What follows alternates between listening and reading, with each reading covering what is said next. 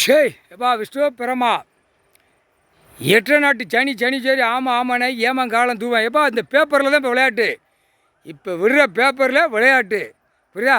தமிழ் வருஷப்பிறப்பு தமிழ் வருஷப்பிறப்புன்னு ஆட்டு தான் ஓட்டு தான் அரசியல்வாதியை ஒட்டுமொத்தமாக ஆட்டிருங்கப்போ.